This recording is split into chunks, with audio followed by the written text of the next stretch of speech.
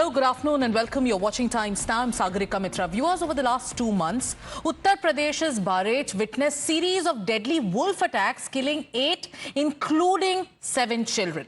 Now, this alarming surge in incidents has prompted a swift and serious response from local authorities. What we're getting to know is that using advanced technology, including drone cameras and thermal mapping, officials were able to track and capture one of the wolves responsible for these attacks. The captured wolf was then tranquilized and transported to the zoo. To date, 4 wolves have been apprehended and the search continues to take place for the other members of the wolf pack. भेड़िए को पकड़ने के लिए, उसकी तलाश के लिए operation जो है वो लगातार जारी है। ड्रोन की मदद ली जा रही है।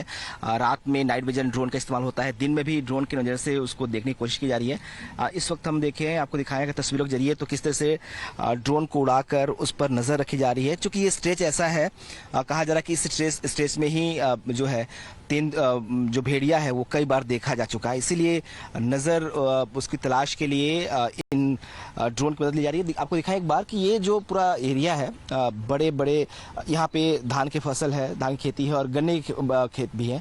इन खेतों में ही भेड़िया जो है अक्सर छुप जा रहा है और इसीलिए वो पकड़ में नहीं आ रहा है। वन विभाग के अधिकारियों का कहना है कि वो इतना शातिर है कि थोड़ी सी भी हलचल होती है तो वो मूवमेंट चेंज करता है। यहाँ पे सारे फॉरेस्ट के अधिकारी जो है वो पहुँचे हुए हैं और लगातार अलग अलग प्लानिंग की जा रही है कैसे जो है उस भेड़िए तक पहुँचा जा सके। उसके लिए ऑपरेशंस जो है लगातार चल रहा है।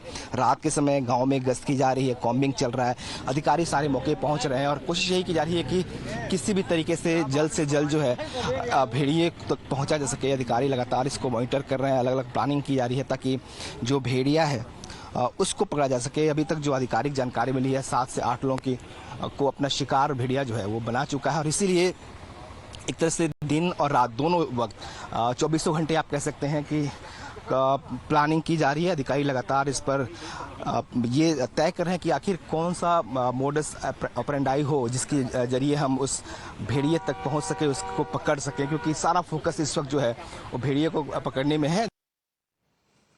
Now, the situation has raised significant concerns amongst locals within the community, and authorities are really working diligently to address both the immediate threat. Now, efforts are also underway to not only ensure public safety, but to also prevent further such attacks by wolves. Let's listen into some more reactions that have come in. सावधान सावधान, आप सभी ग्रामवासियों को सचेत।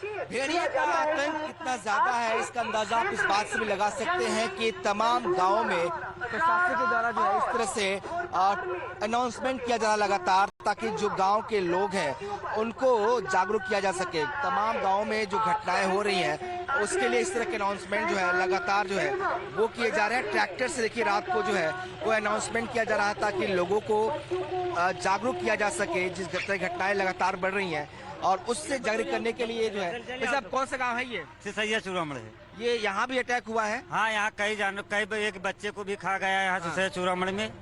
मेरा नाम मुन्नालाल यादव है। तो यादव जी कब से ये कम 3 महीने से है यहाँ पर। तो ये तमाम जो गांव के लोग हैं इनका कहना है कि खौफ अभी भी है और इसी लिहाज से ये लोग खुद भी जो है पहरा करते हैं। रात को प्रशासन की टीमें हैं, इन्हें अलर्ट करने के अनाउंसमेंट हो रहे हैं, लेकिन खतरा खौफ इतना ज्यादा है कि लोगों को मजबूरी में ही अपनी रक्षा करने के लिए खुद ही रात को जो है जागना पड़ रहा है, इस तरह से पहरादारी करनी पड़ रही है। Adeeb is joining us live. Adeeb, there's been a lot of concern. There is a sort of an alarm in the community. Operation Bhediya is underway. We are seeing the kind of advanced technology officials are currently using to ensure the wolves are captured. What's the latest when it comes to these operations? What are the officials suspecting? How many more wolves are said to be, captured by them? We'll see it's a continuous operation that has been going on for the past 72 hours, and what the forest official they are saying that there are around 6 wolves that are prowling in the Bahraich outskirts areas of Bahraich, and the forest officials have successfully captured around 4 of the wolves. And today, the team of forest officials and the Uttar Pradesh police they were able to capture one more wolf. It's a fully grown male wolf that has been captured by the forest officials in Bahraich. It's a bit of relief for the villagers that another wolf has been captured, because in the past around 30 days, 7 people have been so far killed by the attacks of wolves in the outskirts of Bahraich.